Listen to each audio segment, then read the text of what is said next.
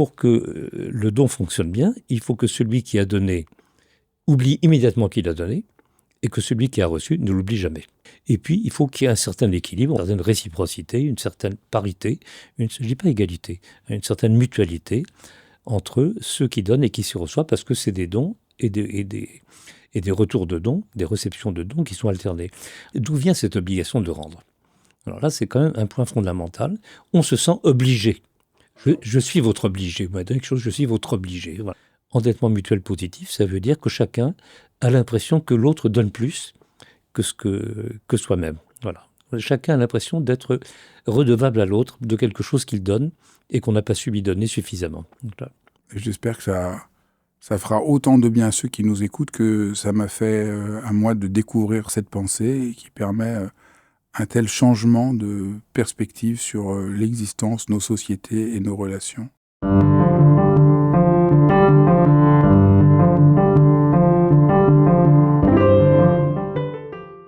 Le dialogue que je vous présente me tient particulièrement à cœur parce que dans ma vie, il n'y a pas tant de pensées qui m'ont ébranlé, qui ont changé ma manière de vivre, qui ont nourri tout mon travail. Et là, ce dont je vais vous parler dans cet épisode, avec Alain Caillé, sur la question tout à fait singulière de qu'est-ce qui tisse les relations humaines, me semble fondamental. C'est la plus radicale critique, à mon avis, de l'ultralibéralisme qui détruit notre terre. C'est un formidable chemin d'apaisement à tous les niveaux. Vous allez voir, j'espère que vous allez partager mon enthousiasme. C'est un grand moment.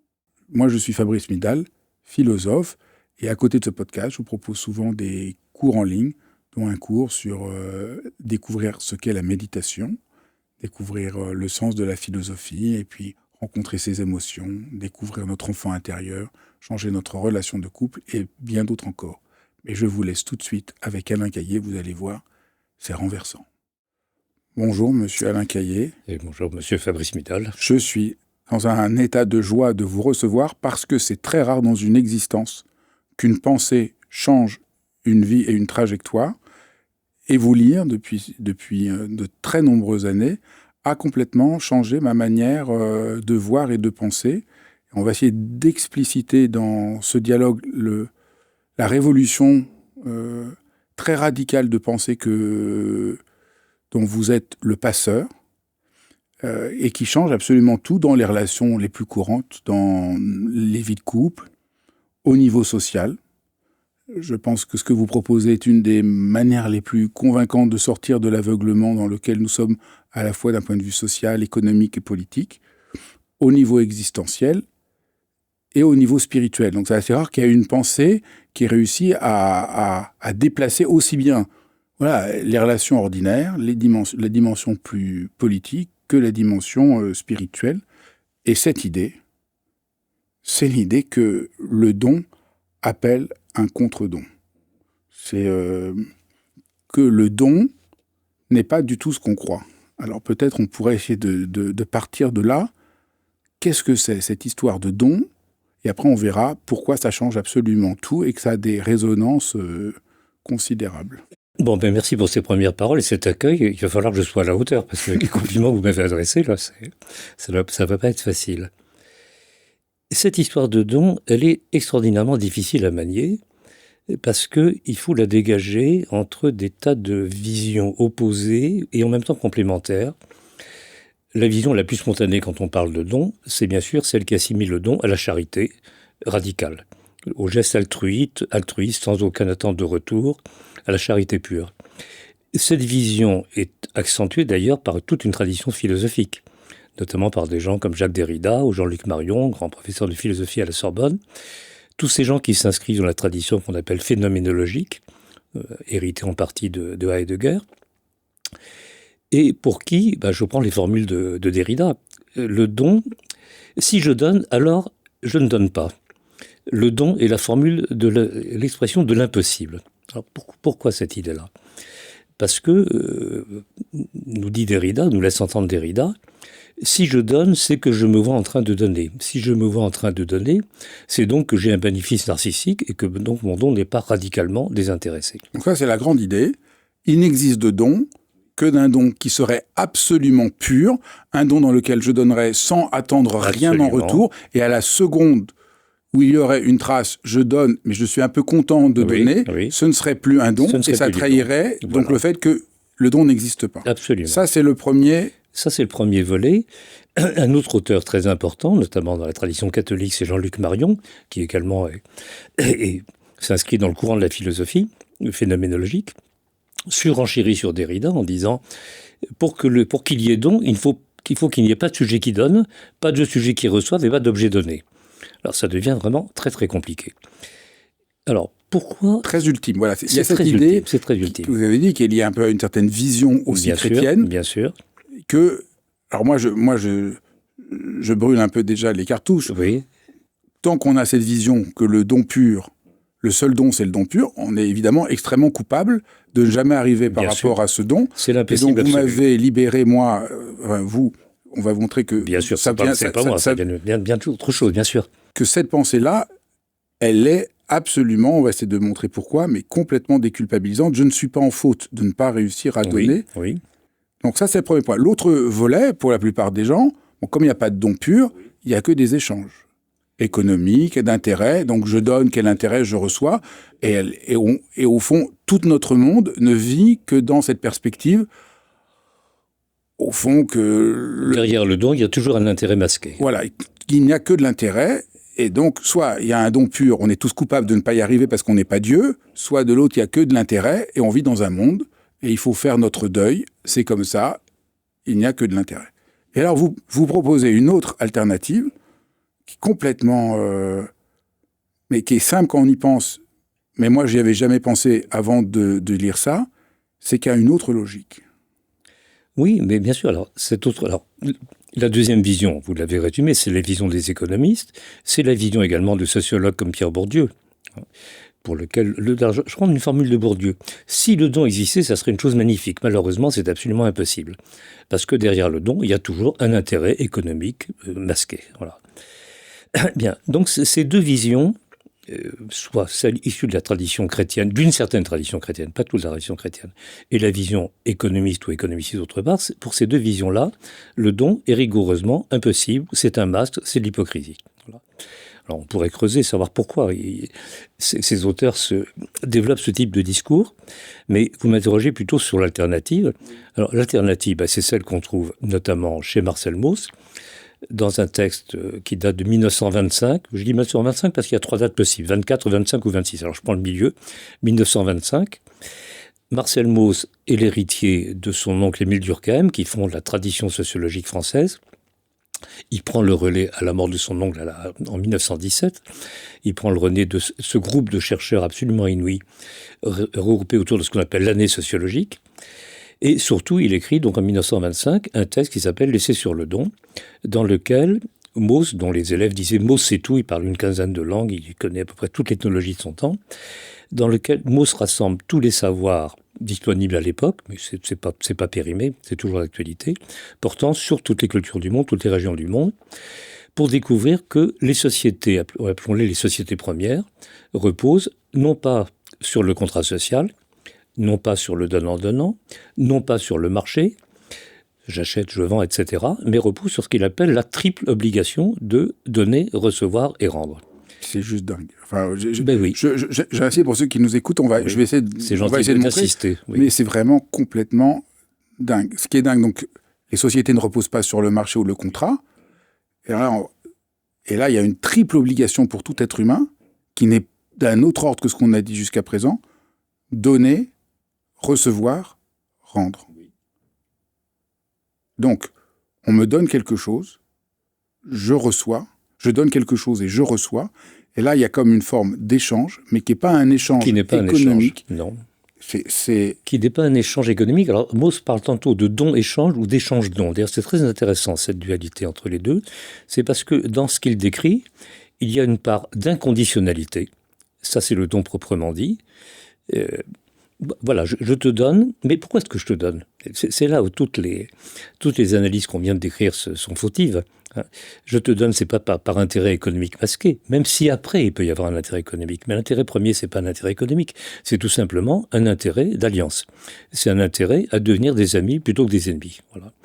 À travers le don, je transforme les ennemis en alliés, en parents éventuels, etc. C'est ça le but du don, fondamentalement. C'est pas un intérêt économique. Alors après, on pourra détailler de quel type d'intérêt, voire de quel type d'intérêt il s'agit, mais c'est ça le fait premier. Et ce fait premier, il est animé par ce qui intrigue Mauss, justement, parce qu'il parle de triple obligation de donner, recevoir et rendre.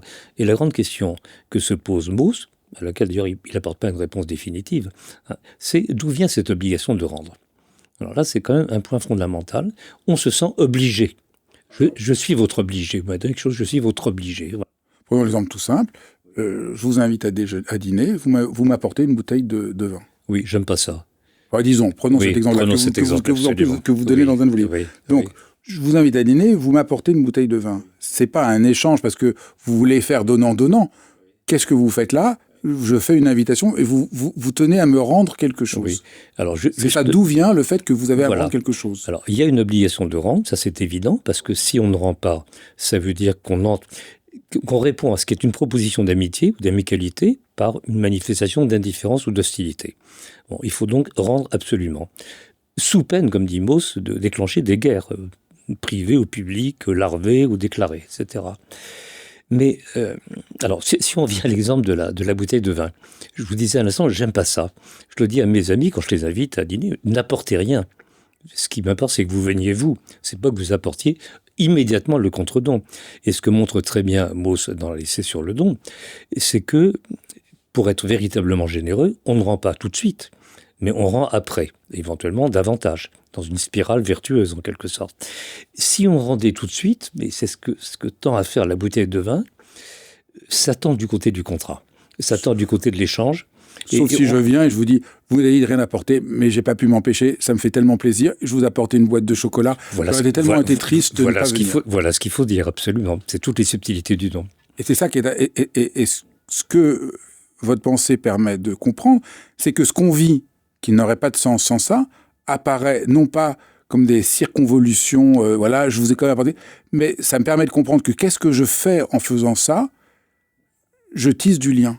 Tout à fait. Et les êtres humains, ce que vous montrez, c'est contrairement à tout ce qu'on nous raconte toute la journée, du matin au soir, et qui est quand même extrêmement pénible et douloureux, nous ne sommes pas que des êtres égoïstes, nous ne sommes pas des purs altruistes, mais nous ne sommes pas des êtres juste égoïstes. Nous essayons, sans trop savoir comment, tisser des liens, parce que c'est ça qui nous rend vivants. C'est ça, c'est tout à fait ça. Comme le dit Mauss, d'ailleurs, je le cite encore, l'homme n'a pas toujours été un animal économique. Et il ajoute encore un animal économique doublé d'une machine à calculer. Au fond, cette fabrication du sujet humain en sujet économique, qui ne pense qu'à calculer ses intérêts matériels ou financiers, c'est une invention relativement récente, propre à notre modernité occidentale. Ça ne veut pas dire que les autres cultures étaient idylliques, c'est une autre affaire. Mais cette fabrication de l'homme économique est relativement récente. C'est ça qu'il essaye de montrer. Je voulais vous dire autre chose, mais qui m'est sorti de l'esprit. Parce que là aussi, c'est très fort, parce que nous vivons, voilà, c'est quasiment l'idéologie inquestionnable de notre temps, qu'on n'est que des êtres économiques, qu'on n'est que des êtres qui calculent. Et donc, en fait, ça n'est pas, au fond, ça n'est pas vrai, mais on finit par être convaincu de cette idéologie. Et vous lire, c'est là que je trouve ça formidable, c'est genre, mais non, c'est pas vrai. C'est pas vrai. C'est tout simplement pas vrai. Alors, quelle est la vérité? Et c'est pénible. En plus, le problème, c'est pas vrai, mais c'est une vision de l'homme et de la société qui est une cruauté qui est délétère. C'est une vision délétère. C'est ça. Hein, qui détruit absolument toute forme de civilisation possible. C'est ce qu'on voit actuellement se profiler un peu partout. Hein, parce que cette vision triomphe, justement. Aujourd'hui, triomphe donc la vision qu'il n'y a que des échanges marchands, donc sans lien. Oui. Et peut-être ce que les gens appellent aujourd'hui l'égoïsme de notre temps ou l'individualisme, et vient peut-être beaucoup plus profondément que juste quelque chose de psychologique, d'une crise sociale majeure, d'oubli de cette triple obligation. Tout à fait. Alors, justement, si on revient à cette triple obligation et à son importance pour les humains, vous l'avez dit tout à l'heure, elle est en fait d'une évidence absolue. absolue. C'est-à-dire, tous, autant que nous sommes, nous vivons à l'entrecroisement de multiples réseaux de relations de personne à personne. Et toutes ces relations de personne à personne, tantôt en face à face, tantôt un peu plus distantes, se font à travers des relations de don et contre-don. C'est à travers des relations de... Alors déjà, pour commencer, quand un enfant naît, il entre dans un réseau de dons avec ses parents. Bon, pour l'instant, au départ, il ne donne pas grand-chose au départ, mais s'il essaye, il essaie de sourire, de rendre quelque chose d'une certaine manière. Voilà. Mais dès le début, nous sommes immergés dans des relations de dons. Et toutes les relations de camaraderie, toutes les relations amoureuses, toutes les relations parentales, toutes les relations de voisinage sont des relations de don et de contre-don, bien évidemment. Voilà. On pourrait dire que l'ensemble de ces relations de don et contre-don, cet enchevêtrement de relations de don et de contre-don, cet entre-là de relations de don et de contre-don, constitue d'une certaine manière, je vais reprendre en le détournant une formule de Marx, l'infrastructure véritable de nos sociétés. S'il n'y a pas ces relations de personne à personne, rien ne peut marcher. Ça ne veut pas dire que les sociétés se réduisent à ces relations-là. Il y a bien évidemment des relations d'échange marchand, c'est tout à fait important. On achète, on vend, etc. Il y a des relations abstraites de pouvoir, il y a des lois abstraites. Tout ça, ce n'est pas des relations de personne à personne. Mais si ça ne repose pas sur des relations de personne à personne organisées par la triple obligation de donner, de recevoir et rendre, alors rien ne fonctionne et les sociétés dépérissent. Donc si on reprend, maintenant qu'on a un peu vu la logique du don et du contre-don ou de l'échange de dons, la réponse qu'on pouvait faire à des gens comme Derrida qui disent « il n'y a pas de don possible », qu'est-ce qu'on peut leur répondre ? Qui se trompent, mais on peut expliquer de manière un peu technique, d'un point de vue philosophique, pourquoi ils se trompent. C'est que Derrida et Marion s'inspirent, je le disais tout à l'heure, de Heidegger et de la tradition phénoménologique allemande.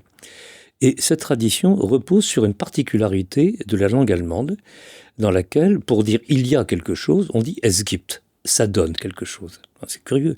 Alors, du coup, tous ces philosophes se demandent pourquoi ça donne quelque chose, pourquoi s'il y a quelque chose plutôt que rien. Et ils le pensent dans le langage du don, mais d'un don qu'on traduit en français par, en allemand c'est Gegebenheit, mais qu'on traduit en français par la donation. Ça veut dire quoi la donation ? Ça veut dire, et là c'est plus du mot, ça veut dire qu'effectivement il y a plein de choses qui nous sont comme données, mais par personne. Tout simplement la vie. Bon, on peut dire que c'est nos parents qui nous donnent la vie, mais c'est beaucoup plus profond que ça, beaucoup plus général que ça. Ce qui nous est donné également, c'est le cosmos, c'est la nature, c'est l'environnement, c'est l'air que nous respirons, c'est la tradition culturelle dont nous héritons. Ça ne nous est donné par personne en particulier et ça ne nous est pas donné à nous en particulier. Donc c'est un don radicalement impersonnel. Si on veut le personnaliser, on dira que c'est donné par Dieu, par exemple. Mais on peut aussi, comme disait Laplace, se passer de cette hypothèse-là. Voilà. Donc il y a effectivement tout un ensemble de choses qui nous sont données et qui ne relèvent pas du don analysé par Mauss. Le don analysé par Mauss, c'est un don qui fabrique de l'alliance entre des êtres humains. Mais là où Derrida ou Marion se trompent, c'est qu'ils essaient de penser le don à partir du concept de donation. Autrement dit, un concept de don sans sujet qui donne et sans sujet qui reçoit. Mais ça rend les relations entre les humains rigoureusement incompréhensibles. Donc je pense qu'il faut prendre les choses absolument à l'envers. Il ne faut pas penser le don à partir du modèle de la donation, ou si on veut dire plus simplement à partir du désintéressement radical, de l'altruisme absolu, de la charité pure. Il faut faire l'inverse. Il faut réfléchir à la charité ou réfléchir à ce qui nous est donné à partir de la logique du don. Alors, un exemple, c'est un peu abstrait ce que je raconte, un exemple peut-être plus simple. Si on veut parler du rapport à la nature, par exemple, aujourd'hui c'est un enjeu absolument essentiel. On peut dire que la nature nous est donnée d'une certaine manière, ça c'est la donation, elle nous est donnée par personne, elle est là, mais en même temps nous avons l'obligation à la fois morale et pratique de nous rapporter à la nature comme si elle était un sujet. Nous sommes obligés de lui rendre quelque chose. Nous recevons un don au départ, on ne sait pas d'où il vient, c'est la nature, c'est la vie, c'est le cosmos, etc. C'est la grâce, c'est l'intuition. Mais face à ce don premier, qui est un don fait par personne, qui ne nous est pas fait à nous personnellement, il nous revient quand même de nous rapporter, de la même manière qu'avec le don analysé par Mauss, un don entre sujets humains, nous avons l'obligation de rendre à la nature ce qu'elle nous a donné, de rendre au cosmos ce qu'il nous a donné. Par notre attention, par notre respect, notre sollicitude, etc., notre admiration. Donc il faut, je renverse complètement la tradition phénoménologique de Derrida ou de Marion. Il ne faut pas penser le don à partir de la donation impersonnel, sans sujet. Il faut comprendre, au contraire, le monde de la donation, le monde de la grâce, de la beauté, de l'intuition, à partir du don gaussien. Moi, j'aurais pensé que vous auriez dit, c'est pas contradictoire, que l'erreur que fait Derrida, c'est croire que le fait que j'attende quelque chose de mon don, croire que ça veut dire que c'est de l'égoïsme, alors que je veux juste créer de la relation. Tout à fait. On pourrait le dire autrement. D'ailleurs, j'en avais discuté avec Marion, parce qu'il m'avait dit à un moment, mais si je comprends bien, pour vous, il peut y avoir du don, même avec de l'intentionnalité. Je lui dis, c'est une évidence absolue. Pour lui, pour qu'il y ait du don, il faudrait ne rien attendre. C'est totalement absurde. Parce que surtout, ce qui me frappe, c'est à quel point c'est culpabilisant. C'est totalement culpabilisant, bien sûr. Ce que j'ai dit comme le choc de vous lire, c'est de me dire, mais le fait que quand je donne, j'attends quelque chose, j'ai besoin d'être reconnu, j'ai besoin d'être aimé, j'ai besoin qu'il y ait du lien, c'est juste que je suis un être humain. Donc on pourrait dire c'est presque une pensée à hauteur d'homme, alors qu'on a l'impression que la plupart des pensées sont dans une sorte d'idéalisme coupé de la réalité de... Donc c'est une réconciliation avec, au fond, le fait qu'on est juste des êtres humains. On pourrait le dire un petit peu autrement, toute cette pensée, que ce soit celle de Derrida et de Marion d'un côté, ou celle de Bourdieu de l'autre, ou des économistes, c'est qu'ils confondent, alors en français c'est un peu dur à dire, mais quand même, ils confondent intérêt et intéressement. Intérêt et intéressement. Ils nous disent, on ne peut pas faire quelque chose si on ne s'y intéresse pas. Ben oui, c'est évident, on ne peut pas faire de la musique si on ne s'intéresse pas à la musique. On ne va pas faire de la littérature si on ne s'intéresse pas à la littérature. On ne va pas faire de la philanthropie si on ne s'intéresse pas aux autres, etc., etc. Donc il y a de l'intérêt. Mais ça ne veut pas dire que c'est un intéressement. Ça ne veut pas dire qu'on fait ça pour gagner de l'argent. Ça ne veut pas dire qu'on fait ça uniquement par intérêt narcissique, etc. Voilà. Donc c'est la confusion première entre intérêt et intéressement. Je trouve ça toujours aussi commotionnant c'est vraiment une pensée, je trouve, de paix. Ben oui. Oui, parce que le don, c'est un opérateur de paix, bien sûr. Donc le don, c'est pas une transaction, c'est une création de liens. Et là, il y a un autre aspect peut-être central de la pensée du don, c'est de penser que le lien sont beaucoup plus essentiels qu'on ne le pense. Parce que c'est peut-être ça aussi le problème de la vision habituelle, c'est que le lien semble complètement accessoire. Tandis que là, le lien est premier. Oui, le lien est premier.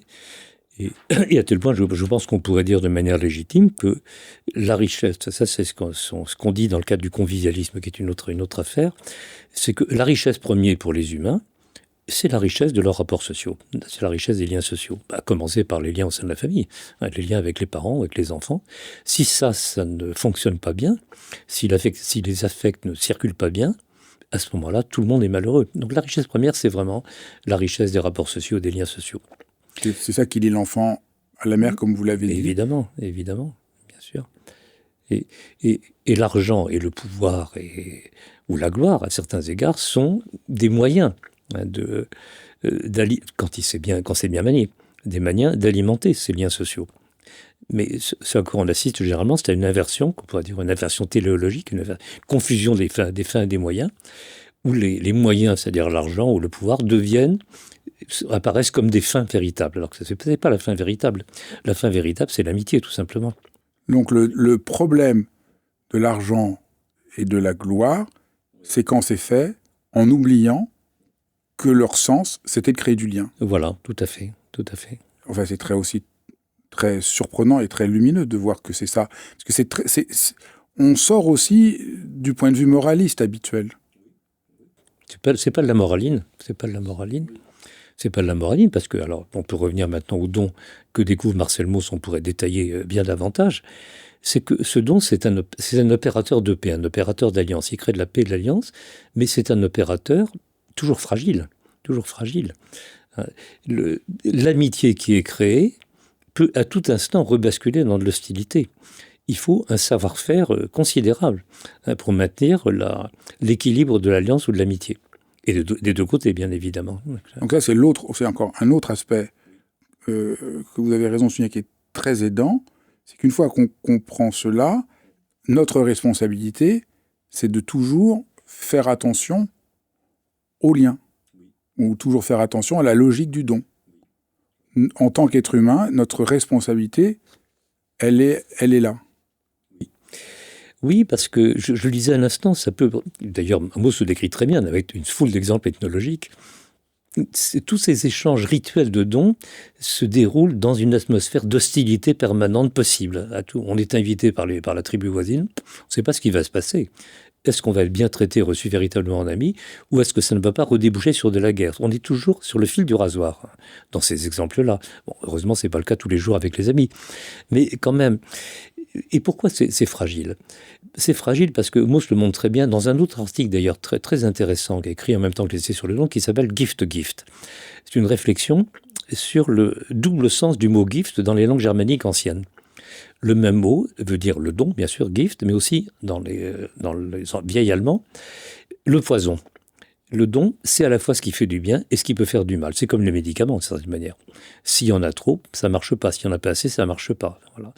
Et ce double sens du mot gift, on ne le trouve pas seulement dans les langues germaniques ou anglo-saxonnes, on le trouve dans le grec ancien avec dosis. La dosis, c'est la dose, c'est à la fois le don et c'est la dose de pharmakos, la dose de pharmakos, de pharmacon, pardon, de produit qui guérit.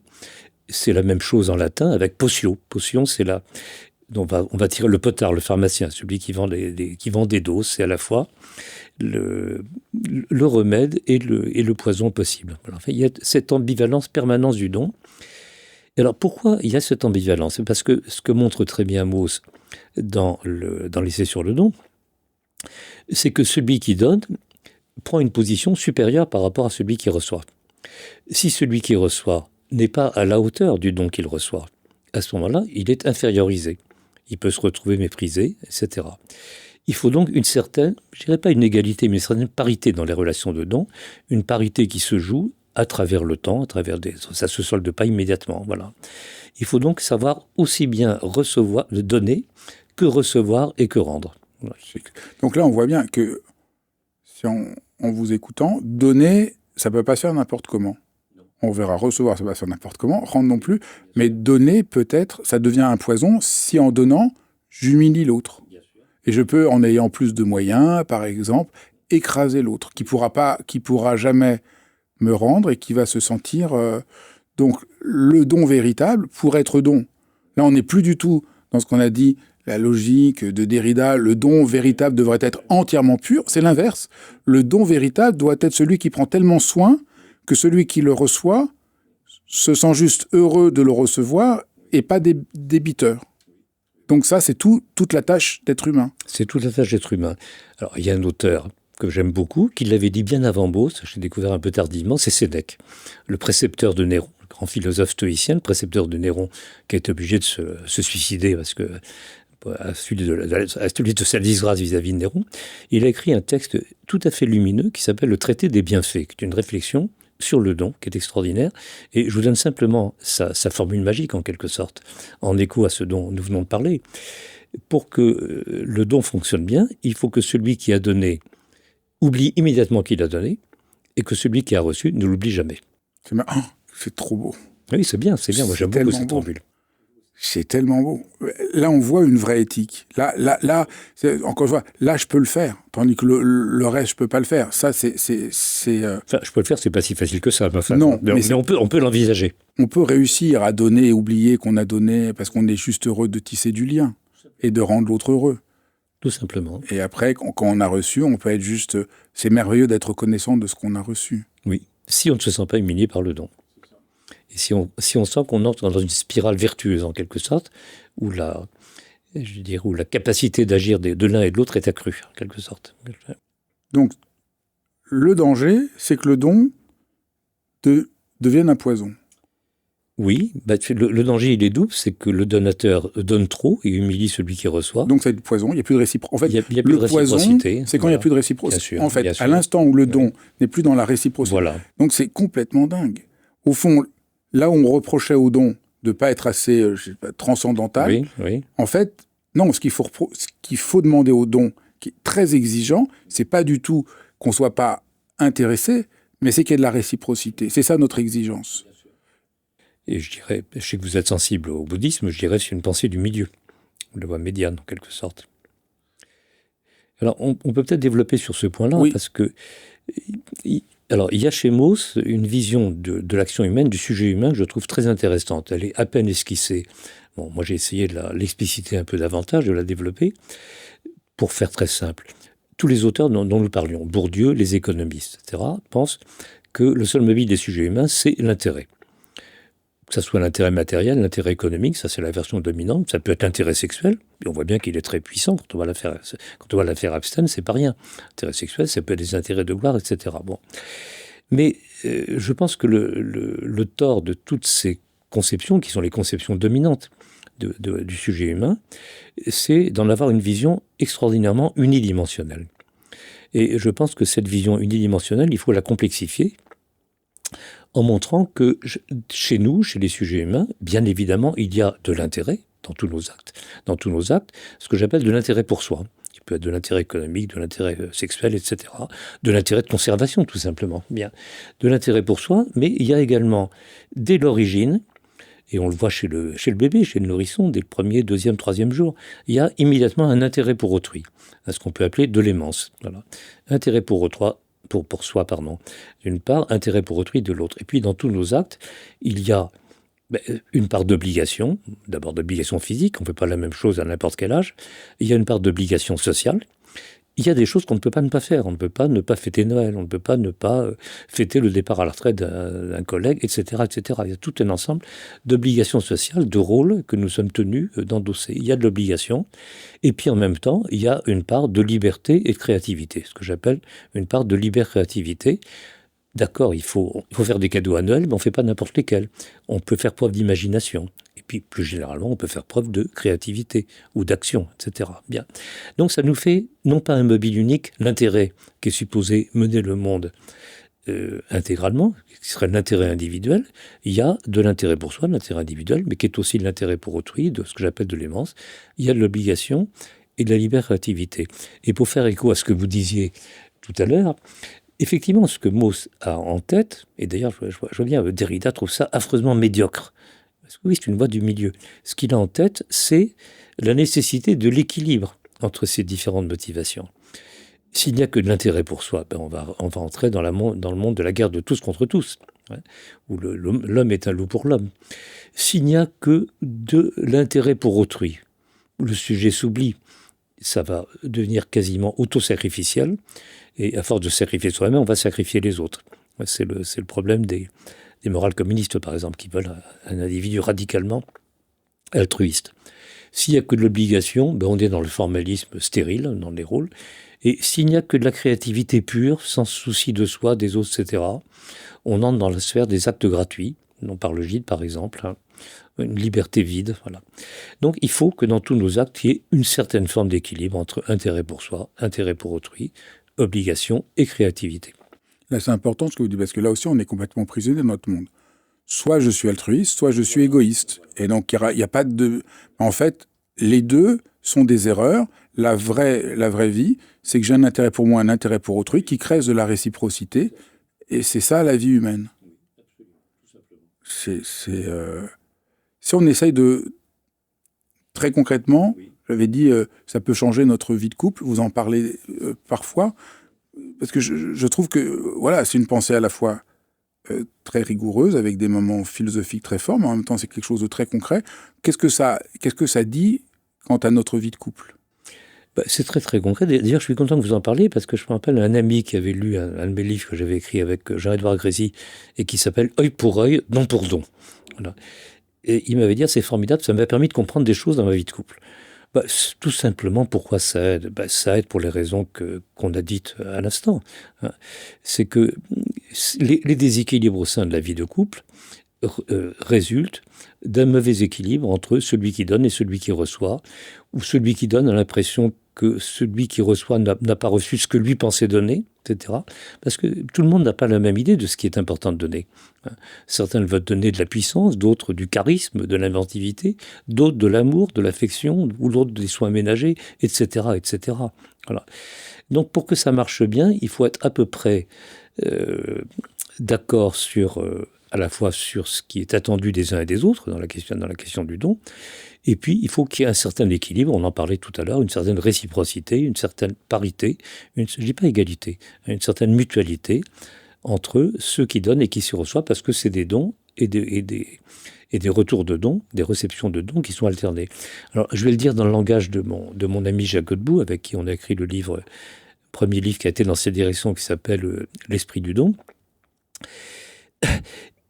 Un couple qui fonctionne bien, fonctionne à ce qu'il appelle l'endettement mutuel positif. Endettement mutuel positif, ça veut dire que chacun a l'impression que l'autre donne plus que soi-même. Voilà. Chacun a l'impression d'être redevable à l'autre de quelque chose qu'il donne et qu'on n'a pas su lui donner suffisamment. Voilà. Ça, c'est la vie de couple réussie. C'est la vie de couple réussie, endettement mutuel positif. Oui, c'est tout simple encore. Parce que ce qui est fascinant dans ces trucs-là, c'est que c'est tout simple. C'est des expériences absolument évidentes de la vie quotidienne. Oui, c'est tout simple. Ce qui nous empêche de le voir, c'est toute une idéologie absolument. Qui nous trompe. Tout à fait. Et donc, là, pour sentir ça, je suis juste... j'ai reçu juste de la présence de l'autre, de l'amour de l'autre, pas forcément de son intention, mais je sens que je reçois... Je me sens redevable de quelque chose. Voilà, tout bêtement. Et quand c'est plus le cas, quand on n'est plus dans l'endettement mutuel positif, quand on commence à faire les comptes, ah oui, toi tu as fait la vaisselle 3 fois, mais moi j'ai sorti la poubelle 4 fois, etc. Bon, ça commence à déconner complètement. Ben là, on rebascule dans le contrat et on va devant le juge et puis on commence à faire les comptes. Et c'est là où je reviens sur une notion que je disais tout à l'heure, à laquelle je tiens, qui est l'idée un peu bizarre au début, d'inconditionnalité conditionnelle. Pour qu'un couple fonctionne, ou une amitié fonctionne, il faut être ensemble d'abord de manière inconditionnelle. S'il n'y a pas cette inconditionnalité au départ, on ne fait pas les comptes. On est ensemble, quoi qu'il arrive. Ça ne peut pas marcher. Une fois que l'inconditionnalité est établie, que donc le don a permis de créer et de stabiliser la relation, amoureuse ou amicale, à ce moment-là, il y a des bénéfices. Chacun en tire des bénéfices. Chacun y trouve son compte. On peut commencer à faire les comptes, c'est pas absurde. Cette dimension utilitaire n'est pas obscène, elle n'est pas révoltante. Là encore, elle fait partie de notre humanité. Mais elle n'a de sens qu'aussi longtemps, et elle n'a de sens et de viabilité, de pérennité, qu'aussi longtemps qu'elle est contenue dans le cadre de cette inconditionnalité première. C'est vrai d'ailleurs aussi pour un pays, ou pour une nation, pour une communauté politique. Si on ne se sent pas d'abord inconditionnellement français, avant de commencer à se demander ce que l'État nous a donné, ce qu'il nous prend, etc., la société commence à se déchirer purement. Ce qui est un peu le cas... Ce qui est le cas actuellement. Bien sûr. Comment vous avez rencontré l'œuvre de Mauss et vous aviez quel âge ? Je l'ai rencontré très tôt, parce que j'ai suivi un double cursus. J'ai fait en même temps une licence de sciences économiques et une licence de sociologie. Alors, en sociologie, à l'époque, on lisait encore L'essai sur le don. C'était une lecture obligée. C'était j'ose pas remonter, ça doit 71, 72, voilà. Et j'ai toujours été absolument fasciné par le contraste entre ce que j'apprenais en sciences économiques d'un côté et ce que j'apprenais en lisant L'essai sur le don de l'autre. En disant, mais ça fait deux visions radicalement opposées. La vision de l'homo economicus, d'une part, tous nos actes s'expliquent par des calculs d'intérêt personnel, individuel, d'un côté, et puis d'autre part, la découverte de Mauss. Nos relations, ce que nous faisons s'explique par notre insertion dans des réseaux de dons, dans des réseaux sociaux, des réseaux de relations de personne à personne, fabriqués par des relations de dons et de contre-dons. Donc tout de suite, là, vous avez senti qu'il se jouait quelque chose d'essentiel. Qu'il se jouait quelque chose d'absolument fondamental. Et oui, et c'est vrai que ça m'a donné le sentiment d'une certaine, je vais le dire le plus modestement possible, d'une certaine force, parce que je voyais bien des discours très sophistiqués en philosophie ou ailleurs, de gens, à mon avis, beaucoup plus érudits et beaucoup plus intelligents que moi, mais auxquels il me semblait qu'il manquait la perception de ce point fondamental. Et à ce moment-là, quand vous l'avez lu, qu'est-ce qui a été pour vous le point de bascule, où vous vous êtes dit là, ça me concerne?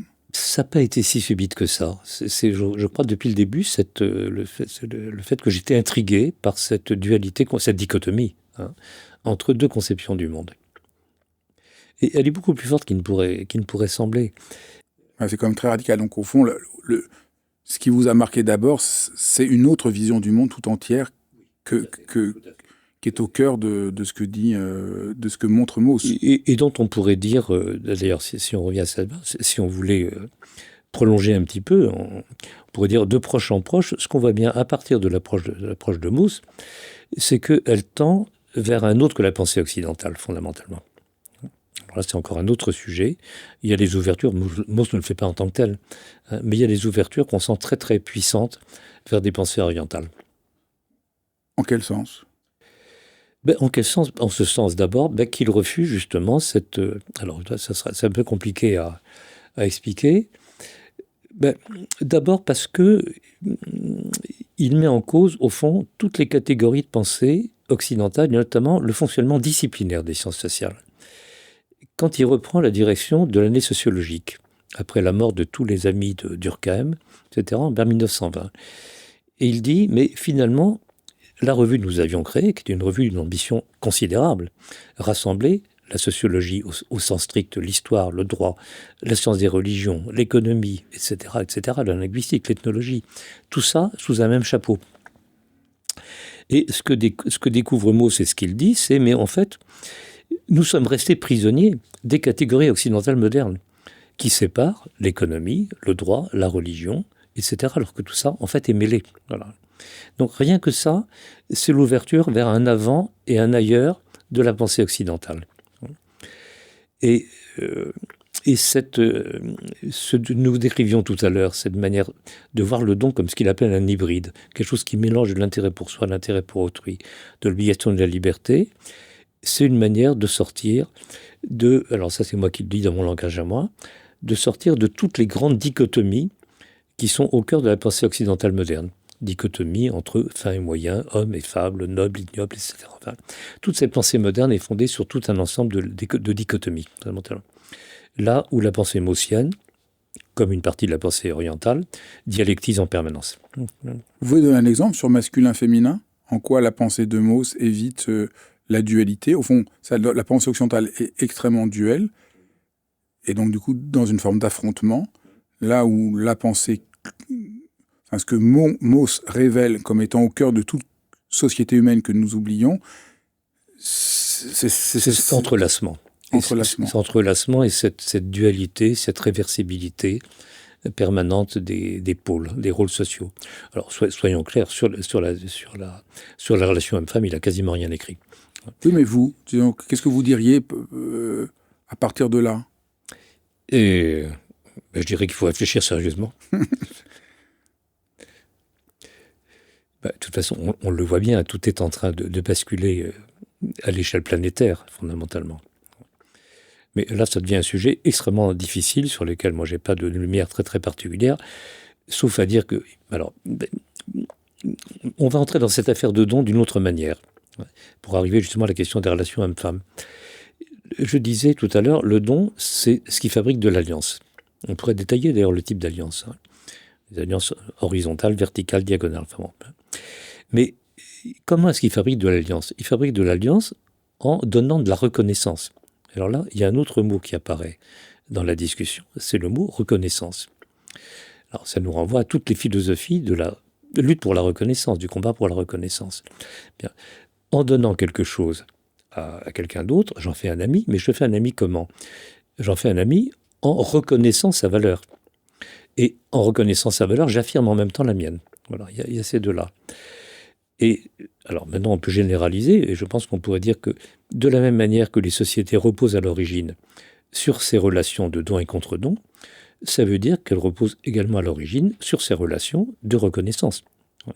Chacun doit être reconnu dans son rôle plus ou moins institué de donateur ou de receveur. Qui donne quoi ? Qui reçoit quoi ? Pour ce qui est des rapports hommes-femmes, le schéma prototypique est relativement simple. Les hommes sont supposés donner la mort au rôle principal et les femmes donner la vie. À partir de là, il y a toutes les dialectiques possibles et imaginables qui peuvent s'enclencher. Donc, nous voilà avec un nouveau fil.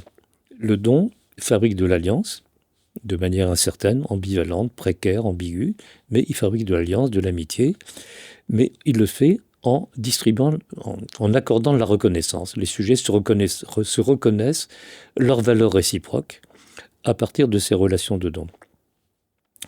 Si on généralise maintenant au monde contemporain, qu'est-ce qu'on voit?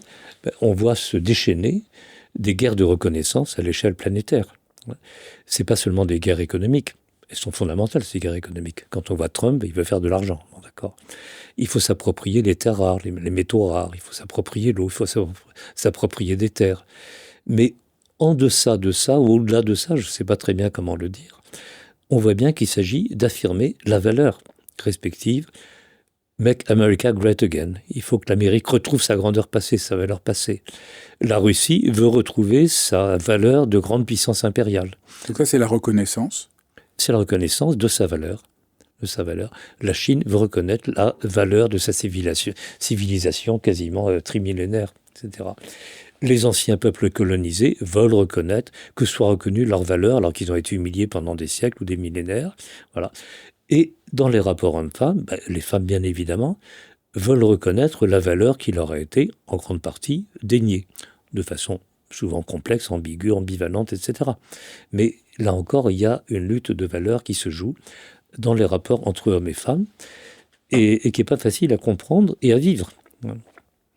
Qu'est-ce que nous dit la logique du don pour surmonter ce conflit de reconnaissance? Parce que, au fond, ça nous permet de comprendre la logique du don, que ce besoin de reconnaissance est plus important qu'on ne le croit, oui, et qu'il faut le respecter, qui fait partie et pas dire que c'est irrationnel, mais comprendre qu'il est inhérent à l'existence humaine. Mais totalement, bien sûr. Donc ça, c'est premier renversement, sinon on ne comprend pas.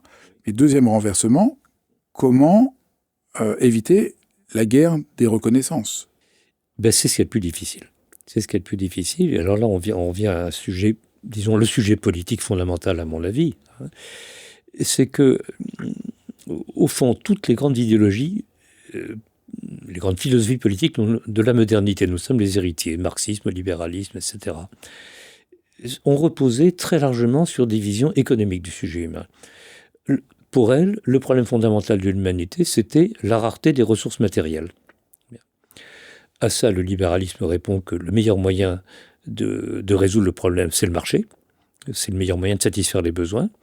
Et le marxisme, orthodoxe, traditionnel, laissait entendre qu'avec le communisme ou le socialisme, on allait avoir une solution encore plus efficace pour satisfaire les besoins matériels des humains. Une anecdote à ce propos qui m'amuse toujours beaucoup. Quand Trotsky était réfugié aux États-Unis, après avoir été chassé de l'Union soviétique, il fait une conférence devant les ouvriers américains. Et pour les convaincre de la beauté du communisme, il leur dit avec le communisme, vous aurez tous une voiture. Et les ouvriers américains le regardent et disent mais on a déjà une voiture. Il dit bon, vous en aurez deux. Voilà. Vision économique du sujet humain. Avec le présupposé, c'est que si les humains s'affrontent, c'est parce qu'il y a de la rareté matérielle. En fait, c'est non. En fait, c'est faux. C'est pas ça, c'est faux. Les gens s'affrontent parce qu'ils ont besoin de reconnaissance. Ils s'affrontent parce qu'ils ont besoin de reconnaissance. Alors, c'est radical. Et du coup, ça complique singulièrement les choses, parce que s'il y avait qu'un conflit de rareté matérielle, ça serait compliqué, parce qu'on découvre tout à coup que la planète est limitée, que finalement, on ne pourra pas satisfaire tous les besoins. Mais on ne peut pas satisfaire tous les besoins, tout simplement parce qu'ils sont alimentés par le désir, et par le désir de reconnaissance. Et alors, ça ramène à la question que vous posiez, comment est-ce qu'on peut satisfaire ces désirs de reconnaissance? Eh bien, c'est très compliqué, mais encore faut-il, pour commencer à espérer avoir une réponse, être sûr que c'est la bonne question. Et ça, je suis sûr que c'est la bonne question. Alors, on peut entrer un peu plus dans les détails si vous voulez. Oui, j'aurais bien quelques pistes quand même. Oui. Alors, je vais réfléchir en roue libre, parce que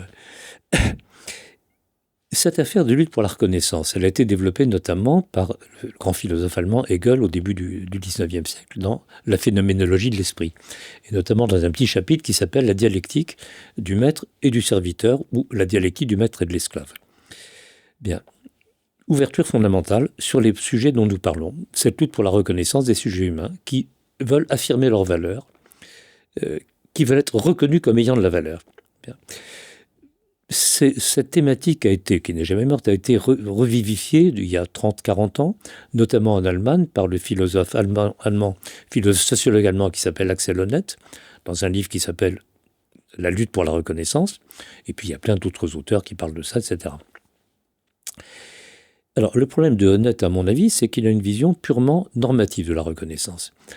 Il nous dit, voilà, pour que la justice triomphe en quelque sorte, il faudrait que tous les sujets humains soient reconnus. Très bien, ça veut dire quoi?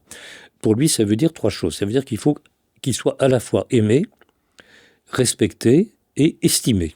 Estimés pour valoriser pour leur contribution au travail, à la division du travail. Bien, ok. Mais ça ne nous dit pas, par contre il ne dit rien fondamentalement sur ce dont nous parlons là, à savoir ce désir de reconnaissance qui anime les sujets humains. Il dit simplement ce qu'il faudrait voir reconnu dans les sujets humains. Or sa solution me paraît impossible. On ne voit pas comment tout le monde pourrait être à la fois autant aimé, autant respecté et autant estimé. Et les artistes ou les sportifs, ils ne veulent pas être autant estimés que les autres, ils veulent être plus estimés que les autres. Et c'est humain, c'est normal. Tout le monde ne peut pas être autant aimé. On ne peut pas attendre d'une société qu'elle répartisse de l'amour à égalité entre tout le monde. En revanche, on peut lui demander de respecter tout le monde à égalité. C'est la norme démocratique, fondamentalement. Ça, c'est plausible. Voilà une première piste de réflexion. En venant vous voir, j'ai pris le train, j'ai pris le métro, et je lis un livre que j'aurais dû lire il y a 45, mais il y a une éternité, qui est un grand classique, qui alimente toute la pensée postcoloniale ou décoloniale. C'est le livre de Frantz Fanon, Peau noire, masque blanc, qui ne parle que de ce dont nous parlons, de questions de reconnaissance.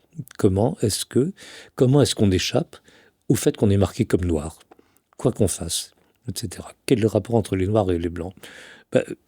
Il vise un véritable humanisme, parce qu'il appelle un humanisme régénéré en quelque sorte. C'est quoi d'autre? Sinon, un humanisme dans lequel tous les sujets humains sont reconnus à égalité dans leur égale dignité, quelle que soit leur couleur de peau, leur tradition culturelle, etc. Ça, c'est le point fondamental. Et donc, bien évidemment, les hommes et les femmes également. Après, je continue en roue libre, à mes risques et périls. C'est des sujets affreusement délicats. Après, ça veut dire quoi? Est-ce que ça veut dire qu'il faut se débarrasser, par exemple, de la dualité homme-femme? Personnellement, je ne le crois pas. Mais là, on touche à des choses très compliquées. Je ne sais pas si nous allons parler tout à l'heure du convivialisme, cette philosophie politique alternative qu'on essaie de développer avec des amis. Quand je l'ai fait traduire, il y a 3 manifestes. Quand j'ai fait traduire le 2e manifeste en anglais, j'ai fait une première version, puis j'ai demandé qu'on me la corrige, et des amis allemands ou canadiens anglophones me disent « mais ça va pas du tout. Vous demandez l'égalité homme-femme, mais il n'y a pas d'hommes et de femmes. C'est beaucoup trop binaire, it's much too binary. Il n'y a plus d'hommes et de femmes. » Je pense que c'est une erreur fondamentale. Voilà. Donc, notre il y a homme-femme, mais par la reconnaissance mutuelle qu'on s'accorde, on évite la fixité de l'un et de l'autre, et on tisse du lien, et donc on n'a plus, au fond, une détermination essentialiste de l'homme et de la femme. On sort de la dichotomie. Nous, on a une dichotomie parce qu'on a une détermination essentialiste. Donc l'homme, c'est ça, la femme, c'est ça. En fait, c'est un jeu de reconnaissance mutuelle, comme ce que vous décrivez avec Fanon, oui. Et comme ce qu'il devrait faire entre les peuples qui veulent tous la reconnaissance. C'est en remettant, en comprenant comment faire relation, qu'on sort de la guerre. Et entre hommes et femmes, entre pays. Et comme tant qu'on est dans une vision dichotomiste ou essentialiste, on ne peut aboutir qu'à la guerre. Absolument. Et donc on reconnaît que la reconnaissance, si j'ose dire, on reconnaît que le besoin de reconnaissance est légitime. Là, on a parlé au niveau des États, mais on voit bien que dans la plupart des sociétés où les gens travaillent, ils souffrent du manque de reconnaissance. C'est ce qui se passe dans l'éducation nationale, c'est ce qui passe dans beaucoup de métiers. Les gens ont le sentiment de ne pas être reconnus, et c'est une souffrance... C'est la souffrance la plus terrible. Les gens sont prêts à accepter beaucoup de choses s'ils sont reconnus. Mais comme on est dans cette vision naïve, rationnelle, ce que les gens appellent rationalité est au fond complètement irrationnel parce que complètement hors sol, on n'arrive pas à comprendre que la reconnaissance est fondamentale. Elle est fondamentale, et encore une fois, vous le disiez très bien, ça ne peut pas être une reconnaissance d'identité figée. Sans ça, on rebascule dans la dichotomie, les rôles sont fixés, et on rebascule dans la guerre. Donc il faut comprendre, à la fois admettre la différence, la dialectiser et la reconnaître. Je ne dis pas que c'est facile, ça me rappelait, j'y pensais justement en lisant Fanon tout à l'heure, et en pensant à ce que je vous disais à l'instant, ça me rappelait la phrase d'un anthropologue qui était très célèbre il y a 40-50 ans, Louis Dumont, le grand pape de ce qu'on appelait la vision holiste de la société, qui disait « Ceux qui demandent à la fois la différence et l'égalité demandent l'impossible ». Oui, c'est une forme d'impossible, mais nous n'avons pas d'autre choix que chercher cette impossibilité-là. Reconnaître à la fois la différence et l'égalité. C'est ça. Là, vous avez trouvé une des clés pour surmonter. J'ai trouvé la clé rhétorique. Non, je pense que c'est quand même... je pense que ça donne quand même un horizon. Ça donne il y a quand même un horizon qui est possible pour chacun d'entre nous. Bien sûr. On voit dans les relations comment on peut créer à la fois, je reconnais complètement la différence et la réciprocité. Vous remarquez aussi, dans ce travail, voilà, parce que c'est un continent qui s'ouvre, à quel point dans notre vie de tous les jours, on est marqué par le don. Et on peut aussi inviter tous les gens qui nous écoutent de remarquer tout ce qu'on donne. Un bonjour, un service, un pourboire, un coup de fil, une réponse. Et d'un seul coup, on voit que notre vie, elle est beaucoup plus tissée d'échanges. De dons. D'échanges dons, voilà. Qu'on ne le croit. Tout à fait. Mais ça, je crois que c'est vraiment la découverte fondamentale que nous avons faite il y a maintenant une trentaine d'années avec mon ami Jacques Godbout, avec lequel j'ai coécrit le livre qui s'appelle « L'essai sur le don ». Et cette découverte, on peut la résumer de la manière suivante, parce que ça parle toujours aux gens. Parce que là encore, ça met des mots sur ce qu'on vit tous quotidiennement.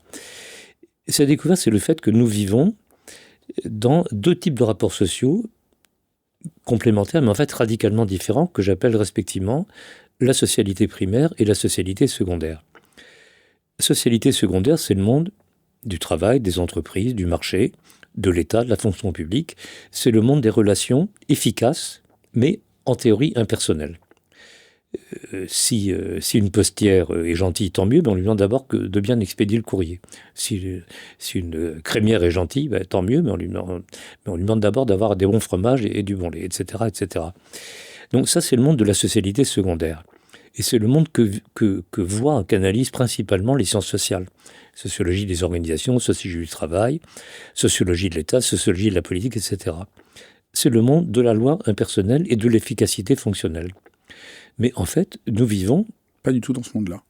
On vit aussi dans ce monde-là, mais pas d'abord dans ce monde-là. On vit d'abord dans le monde de ce que j'appelle la socialité primaire, à commencer par la famille. On parlait du nouveau-né, du nourrisson tout à l'heure.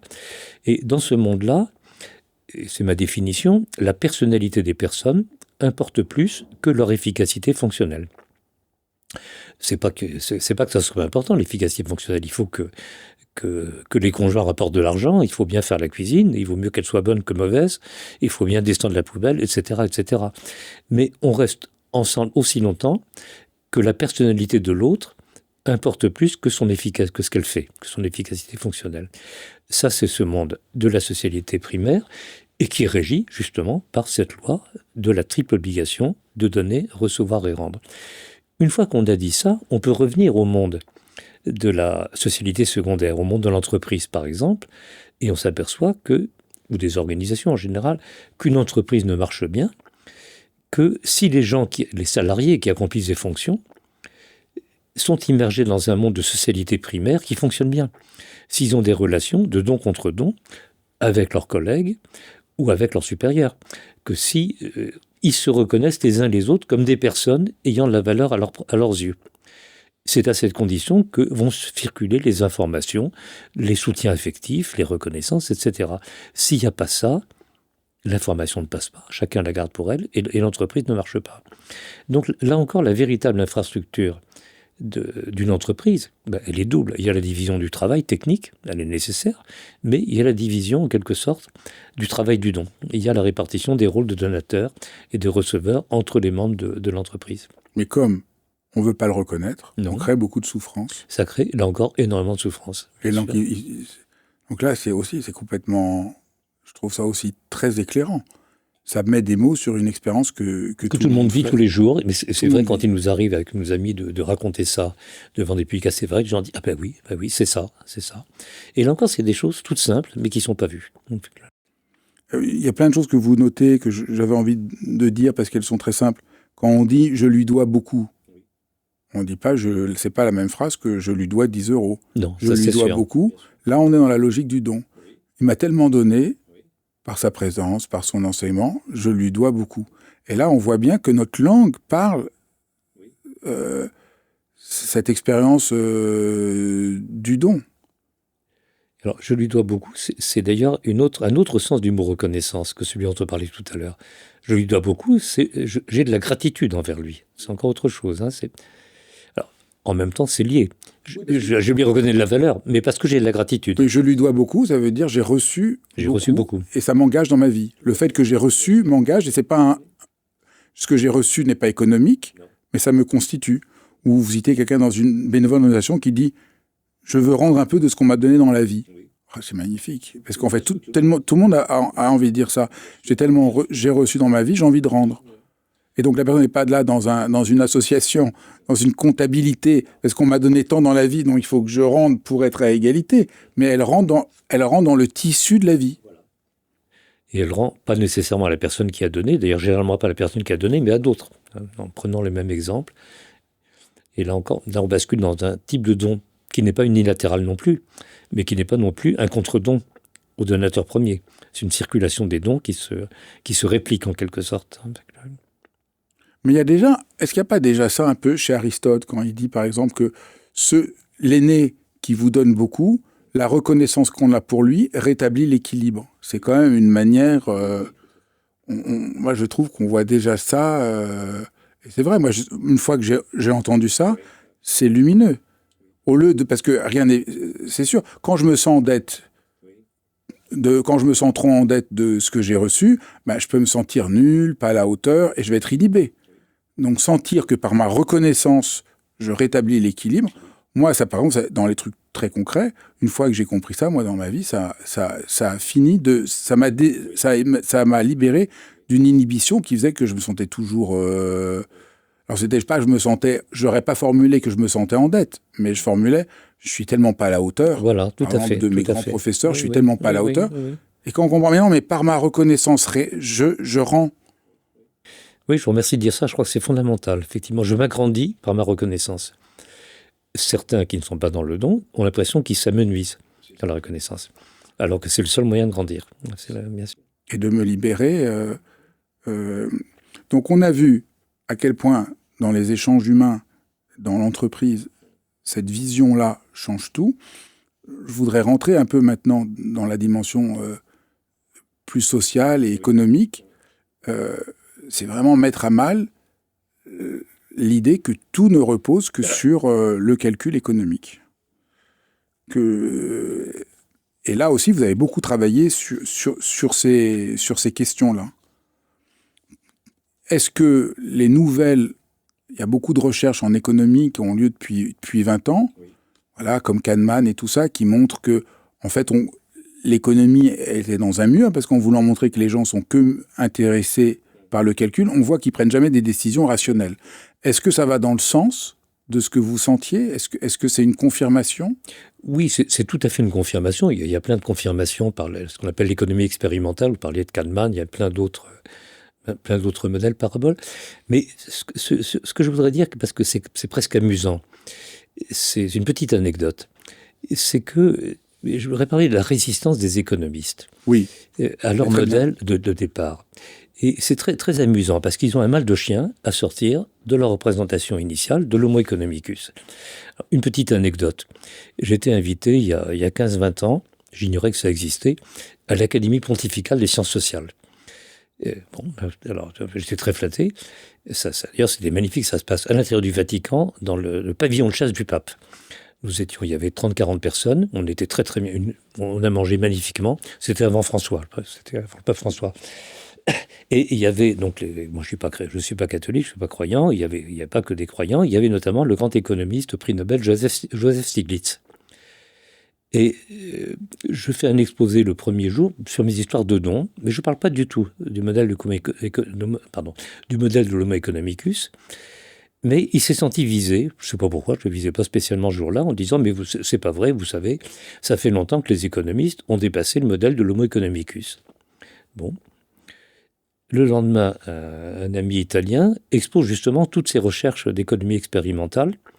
Et là, Stiglitz prend la parole en disant « Oui, mais enfin quand même, ça n'invalide pas le modèle de l'homo economicus. » Donc, c'est très typique des économistes. Ils passent leur temps à dire « Oui, je sais bien que c'est pas aussi simple, mais fondamentalement, quand même, on n'a pas d'autre modèle explicatif que celui qui met en scène un individu rationnel calculateur, même si on accorde des exceptions. » Alors, pourquoi est-ce que je dis ça? C'est pas pour taper spécialement sur les économistes, mais pour montrer quand même l'extraordinaire résistance de la vision économique du sujet humain.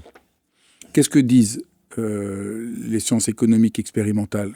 Qu'est-ce qu'ils découvrent qui va dans le sens de ce qu'on a dit?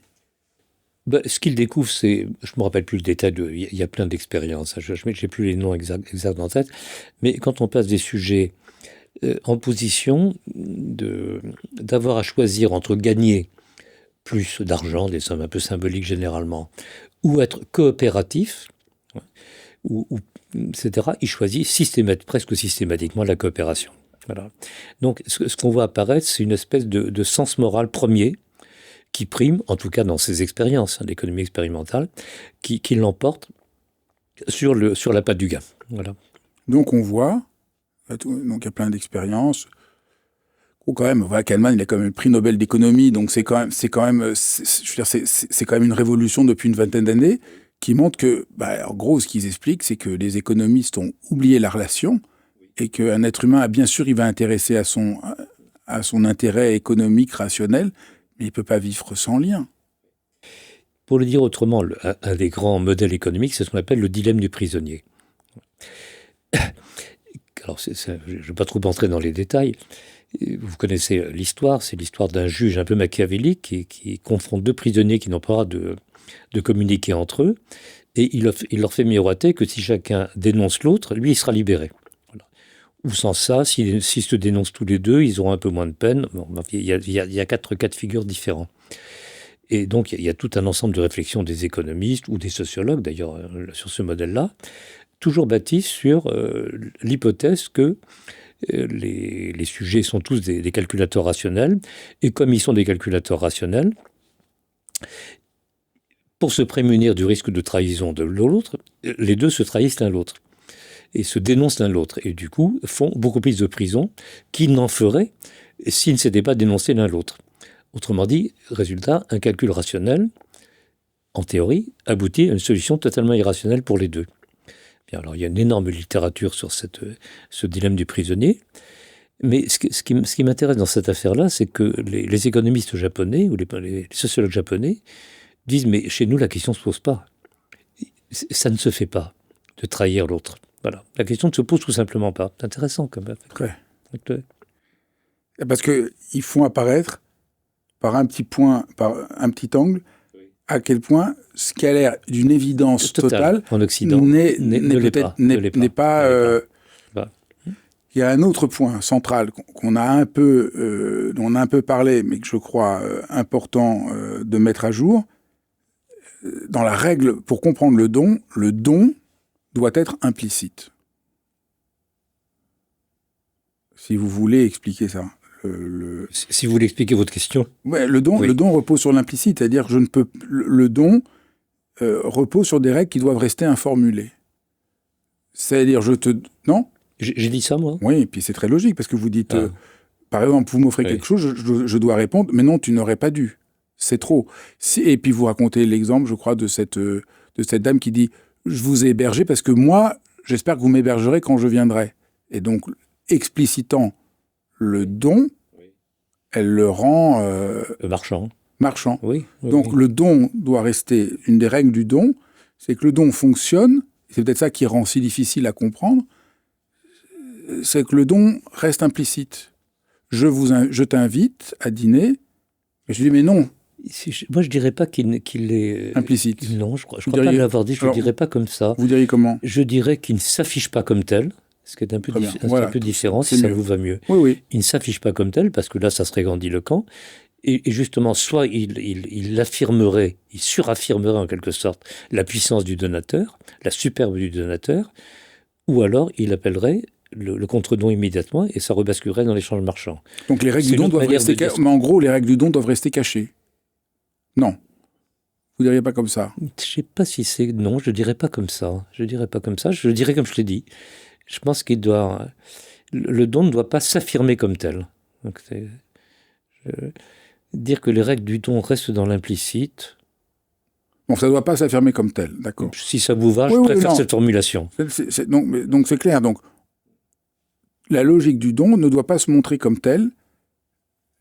Et c'est très important, je trouve, Oui. à comprendre. Donc vous donnez cet exemple. Angèle nous a accueillis à Paris en disant qu'elle espérait bien qu'on lui rende l'appareil quand elle viendrait à Montréal. Cela nous a tout simplement enlevé l'envie de le faire. Pour nous, cela allait de soi qu'on la reçoive. Mais maintenant, c'est comme si on lui devait cela, et aussi comme si elle nous recevait, non pas parce que ça lui fait plaisir, mais seulement pour être reçue à son tour, et qu'elle doutait même qu'on le fasse. L'explicitation de la règle de la réciprocité tue le don, et peut même entraîner la non-réciprocité. C'est ça que ça m'a beaucoup frappé. Ok, mais ça, je pense, c'est mon ami Godbout qui l'a écrit. Peut-être. Voilà, peut-être dans l'esprit du don. Mais comme c'est dans votre livre. Voilà, dans le livre que j'ai co-écrit, mais c'est lui qui a écrit les 3/4. Mais on voit pas, c'est pas marqué. Mais disons, mais quand même, je trouve que. Non, mais dit comme ça, bien sûr, oui, bien sûr. Et on voit bien, je trouve que c'est éclairant, parce que. Pourquoi j'insiste là-dessus ? Parce que on voit bien que je pourrais jamais être dans un rapport de total contrôle du don.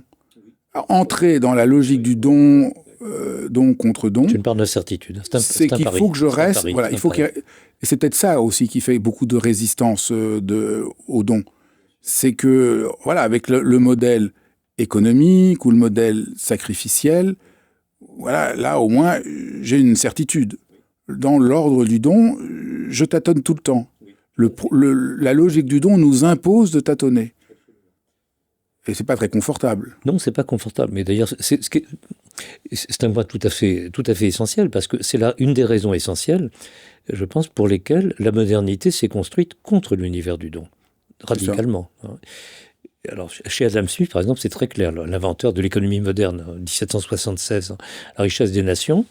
On connaît souvent chez Adam Smith la célèbre formule « ce n'est pas du boucher, du boulanger qu'on attend notre viande, c'est pas de la charité, de la bienveillance du boucher et du boulanger qu'on attend notre steak et notre baguette de pain, pour le dire de manière anachronique, c'est tout simplement de son intérêt bien compris. » Bon, okay. Mais avant ça, il parle très explicitement du don, en disant... Si nous attendions la satisfaction de besoins, du don, en quelque sorte, du don que nous feraient nos amis, on n'aurait jamais le temps d'en visiter suffisamment, et en plus, ça serait avilissant. Voilà. Donc, le marché permet de sortir de l'ambivalence du don, et puis c'est 10 fois plus efficace. C'est vrai, c'est vrai.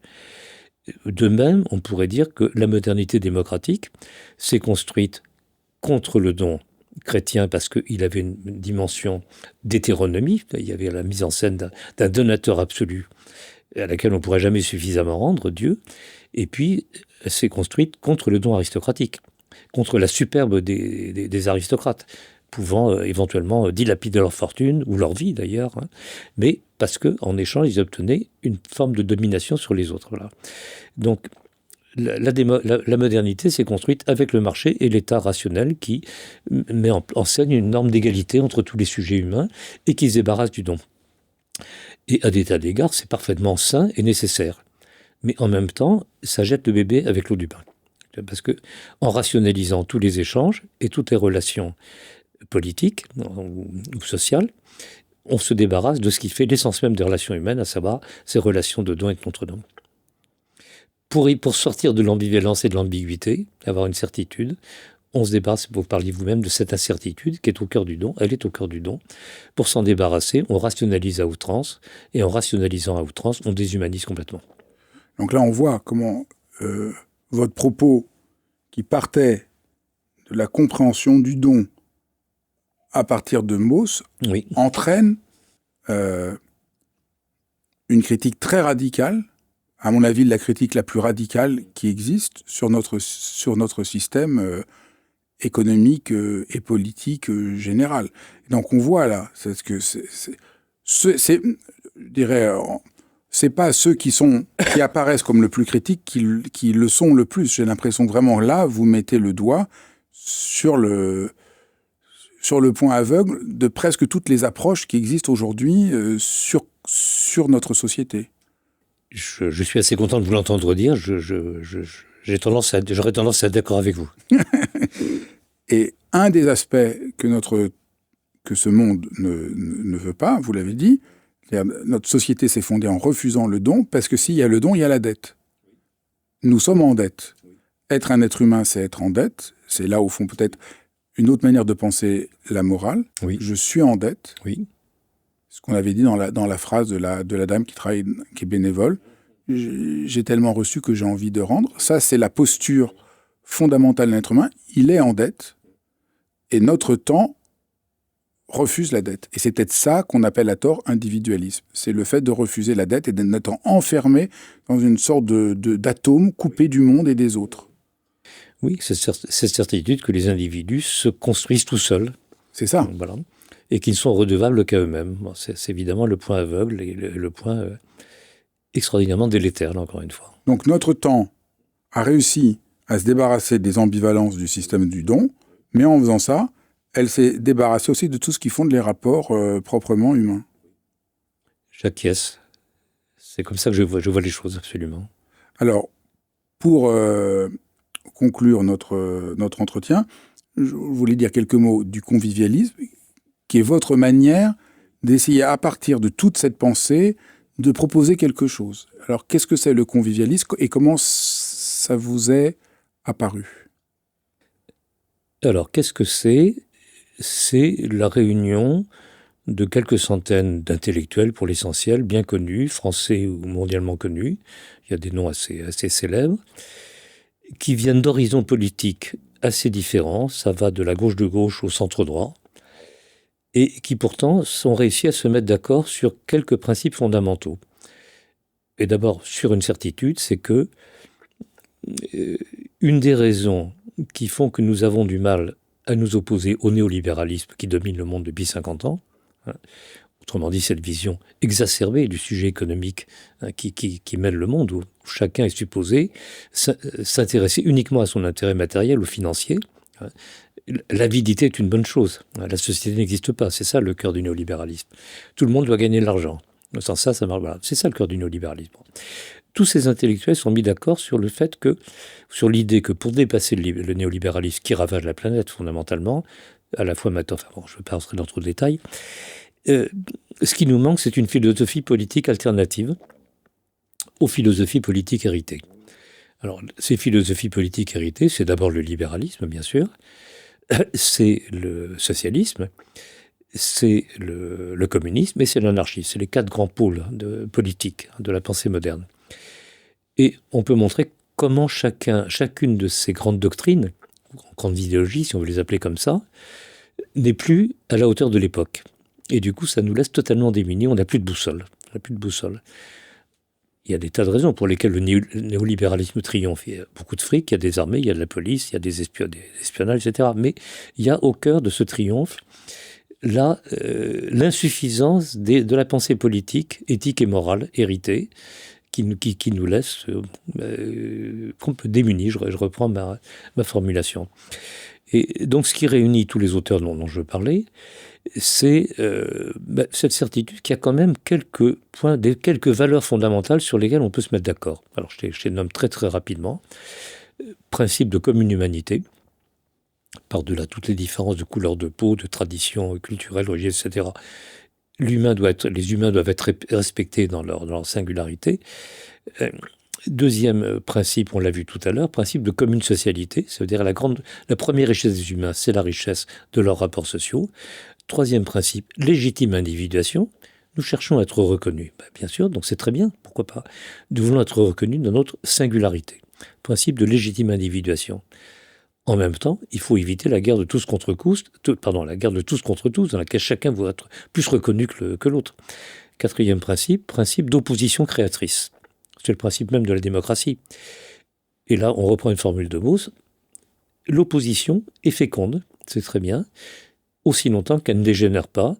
Il faut, je reprends la formulation de Mauss, il faut savoir s'opposer sans se massacrer. Quatrième principe, opposition créatrice. Et j'ai oublié le principe qui est en premier, principe de commune naturalité. Nous ne sommes pas extérieurs à la nature.